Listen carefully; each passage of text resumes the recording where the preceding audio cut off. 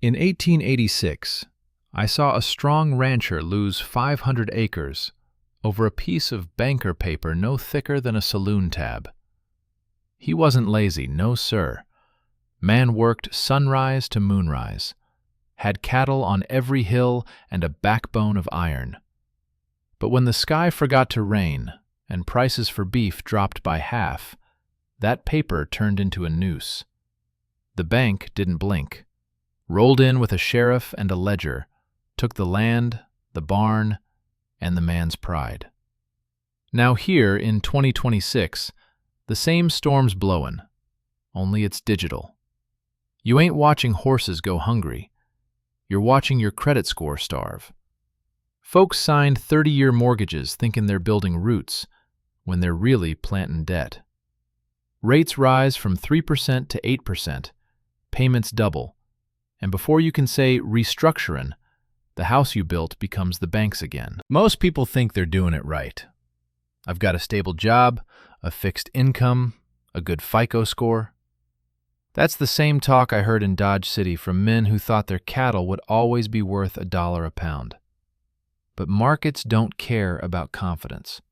The moment cash flows dry, that's when the banker fellers sniff blood. Back in the prairies, we called it paper promises. Notes saying you could own the land as long as you kept feeding interest to the man who printed the promise.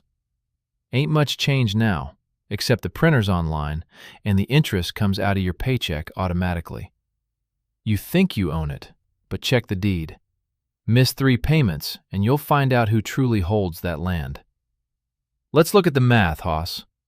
A $300,000 loan at 3% means you pay about $1,264 a month. Sounds fair. But when that rate hits 7.5%, your payment jumps to $2,097. That's $10,000 more a year for the same roof. You ain't earning more, but the banker's pocket sure is. And if inflation runs like a runaway mule, say at 6% yearly, your savings lose near half their real worth in just 12 years. That's how wealth vanishes while you still got a job. The cruel trick? Most folks don't feel it till too late. Costs creep like dust in your boots. One raise in taxes, one insurance spike, one missed paycheck. You think you'll catch up, refinance, maybe hustle a little on weekends. But the system's wired to keep you riding in circles, paying for shadows. In 1886, that rancher thought he lost a field. Truth is, he lost the illusion that the bank ever let him own one. And when I ride past digital fences today, mortgages, variable rates, crypto credit cards with cashback rewards, I see the same mirage gleaming in folks' eyes. The difference between us and the banker ain't who works harder, it's who understands ownership. You're feeding a paper horse that never wins the race. We'll talk later about how to break that bridle, but first, you gotta see the rope around your own neck. Back in the 1880s, I watched banker fellers ride into town faster than a stagecoach in a sandstorm.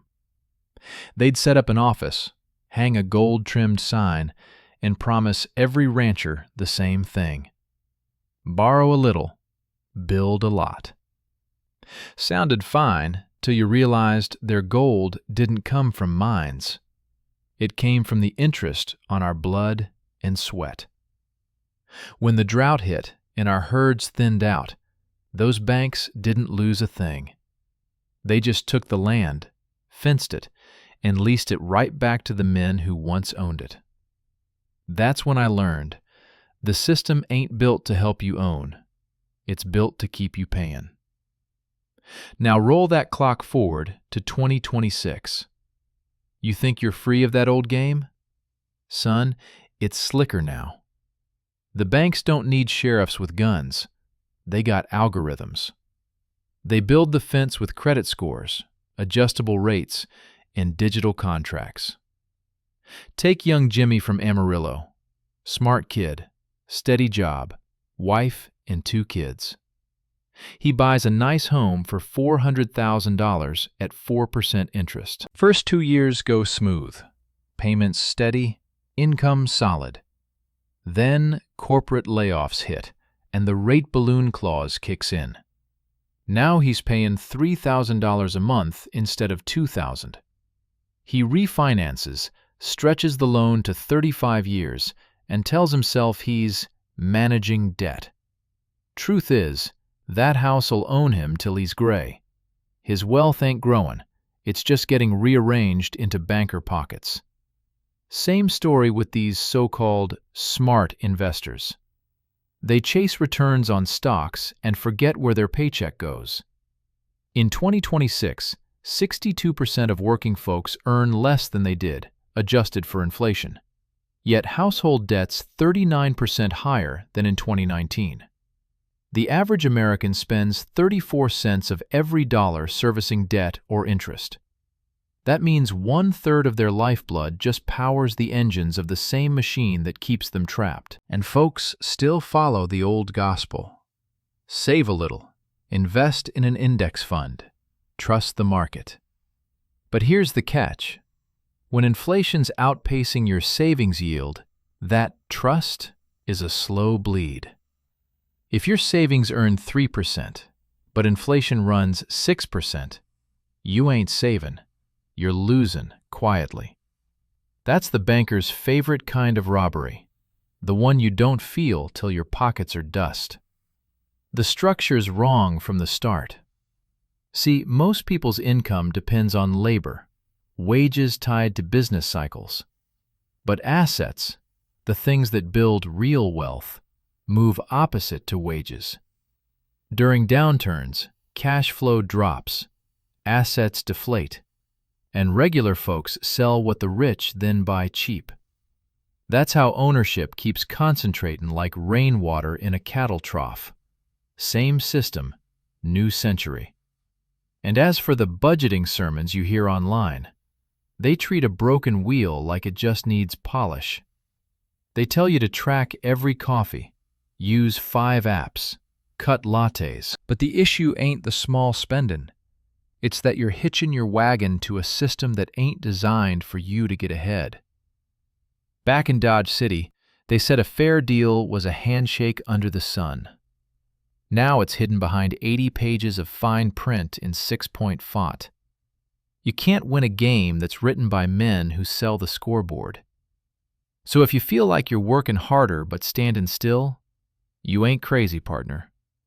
The corral was built to keep you right where you are. Next time, I'll tell you about the mistakes I've seen, 100 times over, and how they bury a man faster than a Texas dust storm. I've been riding this trail a long while, and I'll tell you, the same 5 mistakes been robbing good folks for near a century and a half.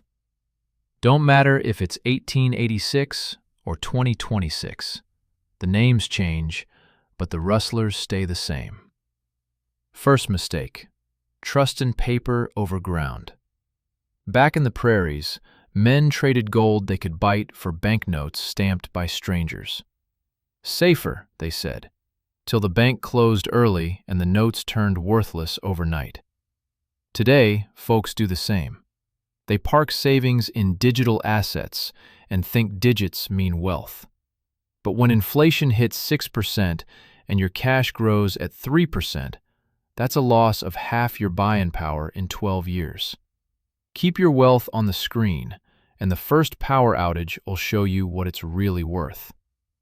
Second mistake, riding heavy on debt. I seen cowboys lose their herd because they borrowed to buy next year's calves. When prices dropped, they couldn't pay interest, and the bank took both cattle and land. Now a worker signs up for new cars, credit cards, college loans, thinking it's good leverage. But compound that at 8% for 10 years, and a $20,000 debt grows to more than $43,000, even if you pay the minimum. That's 20 years of dragging someone else's saddle on your back. Third mistake, earning more instead of owning more. Folks figure the fix to money trouble is a bigger paycheck. But income ain't wealth, partner. You earn $80,000 a year, and if your expenses rise with it, you're treading mud. Now project that out 10 years. You earned $800,000 total, but if you never built assets, land, metal, or a business, your net worth's near zero after taxes and spendin'. That's what I call a hamster wheel with better boots. Fourth mistake, followin' herd advice. Every downturn, some smooth-talkin' fella in a tie tells you, stay in the market, hold long term, time heals all. Maybe for him, he's collectin' fees. But if you lose 30% of value in a downturn, you need 43% growth just to get back even. Most folks never account for that math. They trust the herd, ride straight into the storm, and call it discipline. Fifth mistake, lacking a plan past payday. Old Ben Carson, not the politician, the rancher, once told me, I just take care of this month's feed bill. 5 years later, the feed store owned his cattle.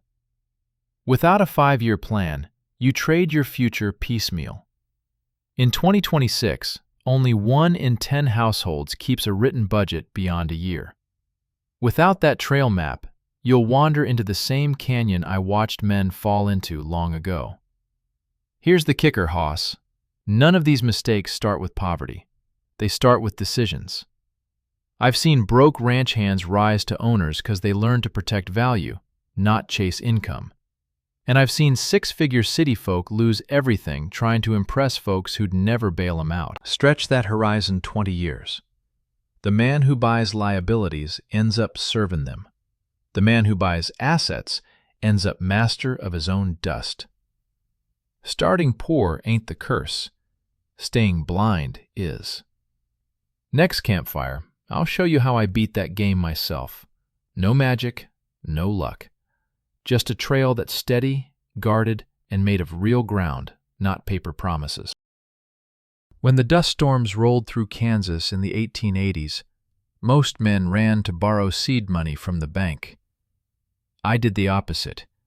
I buried my gold in a coffee tin out back and worked the land slow, debt-free. Folks laughed, said I was missing opportunities. 10 years later, I bought their ranches when the paper notes came due. The lesson stuck, partner. Own what you can hold and control what you owe. That's the whole trick. The world's fancier now, but the game's the same. The way I see it, if a man wants to stay steady through any storm, drought or downturn, he builds his fortune like a ranch fence, post by post, strong enough to stand when the wind shifts. Here's how that fence looks in today's numbers. Step 1. Kill off bad debt. List everything you owe. Sort by rate, not by size.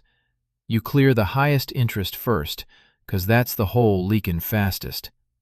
A credit card running 20% eats value like locusts. Pay it down before you buy anything fancy. Every dollar of debt gone is a guaranteed 20% return. Ain't no safer investment than freedom. Step 2. Stack real value. Once your debt's trimmed, shift the savings into what I call hard anchors. Land, precious metals, productive tools, maybe a small rental or a workshop. These don't vanish when screens flicker or markets panic. Say you hold $50,000 in savings. If inflation runs 5%, you're losing $2,500 a year in spending power. But an acre of land or 10 ounces of gold tracks value with the tide. They keep up or even grow while paper money sags. That's how you stay afloat while others sink. Step 3. Build your cash flame fund. Keep 6 months of expenses in liquid form, a savings account or money market fund, something you can reach without penalties or red tape. When layoffs or life's storms hit, you won't sell assets at a loss. In my day, I called it winter hay. You feed on what you stored, not what you beg for. Step 4. Diversify like a cattle herd. Don't keep all your wealth grazing in one pasture. Spread it across assets that move different. Some in metals, some in property, some in business or skills that earn income on your own terms. That way, when one market runs dry, another still flows. It ain't about chasing the hottest trend. It's about surviving every season. Step 5. Stay off the banker's leash. Banks don't reward independence. They reward obedience. Build your financial life so your income don't depend on one boss or one platform. Freelance, small trade, online craft, side hustle. Those give you option value. Each extra stream is a gate you can open when one closes. Freedom ain't about millions, it's about choices. This system's stable because it don't rely on forecasts or hype. Prices rise, currencies fall, but an acre's still an acre, and a debt-free man sleeps better than any stockbroker. My rule's simple. If you can't explain how your money grows in one sentence, you don't own it. It owns you. I rode through panics in 1893, 1907, 2008, and saw the same faces lose different fortunes. But the men who held land, tools, and no debt, they kept riding. That's the power of the slow trail. Steady, visible, real. That's what I did. That's what you can do. No secrets, no frenzy, just logic, patience, and a fence built to last. I've told you the stories, partner. Dusty prairies, paper nooses, and men who thought the bank was their friend. Now it's time to take that smoke and turn it into a map. You don't need a miracle, just a plan sturdy enough to outlast the storms. Here's the trail as I write it. Year 1. Secure your footing. Pay down your highest rate debts first, no excuses. Build that 6-month cash flame fund, even if it means cutting comforts. Move every spare dollar out of lazy checking into purpose-driven piles. One for savings, one for real assets. Learn your monthly burn rate, write it down, and etch it in your head. A cowboy can't ride blind through fog. Same goes for your finances. By the end of the first year, you'll already feel lighter. No collector calls, no ticking time bomb balance. You've stopped leakages. That's your first victory. Year 5. Build ground under your boots. Once the dust of debt settles, turn to grow in value. Buy what lasts. A small plot of land, a side business, a few ounces of silver, or skilled tools that earn money. Doesn't have to be grand. $50,000 of stable assets beats $100,000 trapped in inflation-rotten cash. Keep that emergency fund alive and don't chase fads. By year 5, you'll notice something strange. While others worry about layoffs or rent hikes, you stand steady. Your living costs fixed, your assets solid, your stress near zero. That's real wealth. Calm during panic. Year 10. Claim ownership. Now you ain't just surviving, you're commanding your land. No mortgage chains, no unsecured debt, income streams that pay even if you don't punch a clock. Maybe you own 2 paid-up properties, a few productive ventures, or a storehouse of metals. Your money finally earns for you instead of against you. It doesn't happen through giant leaps.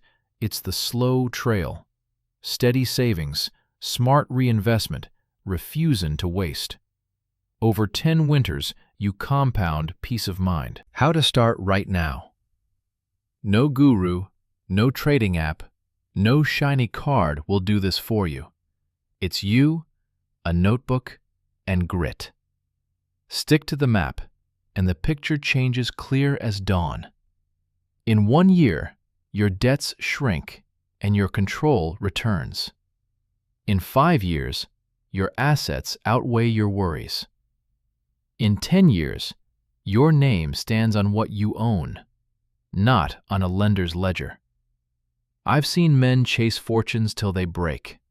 The wise ones just built fences, kept water in their wells, and stayed free.